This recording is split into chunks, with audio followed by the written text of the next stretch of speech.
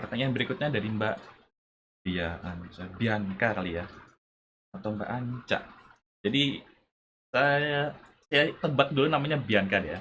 Jadi Mbak Bianca ini nanya saya kalau tampil jadi guru-guru. Jadi bacakan? Yuk kita bahas.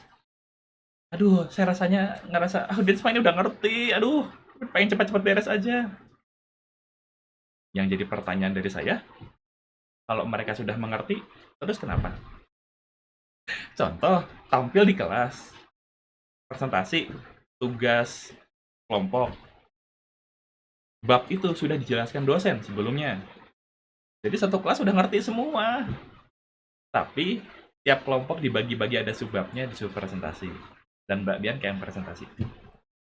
Waktu Mbak Bian kayak presentasi, ya memang satu kelas sudah tahu. Terus kenapa harus presentasi? Waktu teman-teman sedang berada di panggung sebagai pembicara dan ngerasa nggak setara, teman-teman ngerasa ini udah pada ngerti atau malah lebih ngerti, langsung minder kan? Karena tujuannya bukan berbagi, bukan serah terima, bukan saling membantu. Lanjutkan lagi, bisa jadi iya mereka ngerti konsep A, tapi yang B belum ngerti, silahkan sampaikan. Bisa jadi Mbak Bianca ngerti konsep A, B, mereka ngerti A dan C. Mereka nanti diskusi, bertanya, menambahkan. Jadi tujuannya adalah bukan Mbak Bianca sebagai satu-satunya sumber pengetahuan, sumber keilmuan, sumber informasi. Pada saat Mbak Bianca tampil, niatnya saling berbagi, saling melengkapi. Jadi siap-siap pas saya tampil juga, saya mikirnya gini, ini kemungkinan besar belum pada tahu. Tapi dari audiens kelihatannya ada yang sudah tahu nih. Contoh, ada yang sudah biasa tampil seperti Coach Farid. Tapi tetap saya sampaikan, tetap. Karena saya mikir gini, barangkali dari beberapa pendekatan, ada yang Coach Farid belum tahu, belajar dari saya. Dan ada beberapa pendekatan, Coach Farid tahu, ngusulin saya, Mas Taruna bukan bisa dengan cara ini. Iya juga ya. Jadi pas sesi kelas, pas sesi tampil, saya malah bisa belajar dari teman-teman juga. Mindset saya sudah seperti itu. Jadi kalau urusannya, ini sepertinya sudah ngerti, nggak apa-apa, lanjutkan. Saling melengkapi, bisa jadi dia tahu yang nggak kita tahu dan sebaliknya.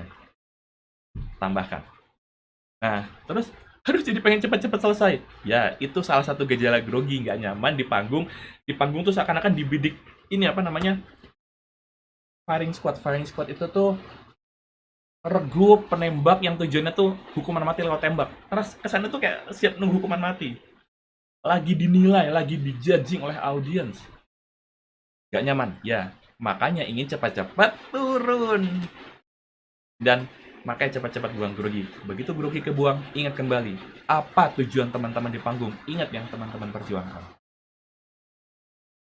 Lalu apa lagi? Ingat teman-teman di depan bukan disuruh ngomong cepat-cepat. Teman-teman di panggung diberi tujuan untuk mengeluarkan apa yang mau teman-teman perjuangkan, membagikan apa yang teman-teman tahu. Dan di saat yang sama, teman-teman bertujuan untuk saling belajar dengan audiens. Jadi pas di panggung, fokus berbagi. Nikmati belajar bersama. Mas Tarno kok bisa sih energinya banyak dan muncul pada saat sedang tampil, pada saat sedang ketemu orang-orang? Iya, karena mindset saya seperti itu. Pas salam, muncul, saya mikirnya, oke, saya sampaikan sesuatu yang saya tahu, yang saya kuasai. Nanti saya belajar apa nih dari audiens? Saya dapat pertanyaan apa nih? Apa pertanyaan-pertanyaan yang buat saya mikir, bener juga ya, materi yang saya sampaikan udah teruji atau belum ya? Bener juga ya, ini yang dia sampaikan masuk akal nih. Misalnya ada pertanyaan dari Mbak Disi sebelumnya, iya juga ya, gerakan nggak perlu tuh, apa bisa diganti dengan gerakan-gerakan yang perlu? Membuat saya kembali berpikir, menguji apa yang saya pahami, menguji ilmu yang saya punya, akhirnya gimana? Saya bertumbuh, audiens pun bertumbuh.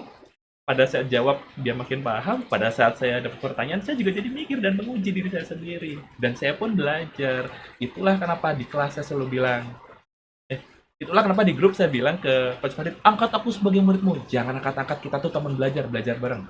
Tukeran ilmu aja kan. Terus pertanyaan tadi, bunyinya apa lagi? Coba saya cek lagi. Setelah beres, kepikiran kok tadi begini, kok tadi begitu. Ya iya, karena pada saat tampil fokusnya udah cepet-cepet ngomong, turun.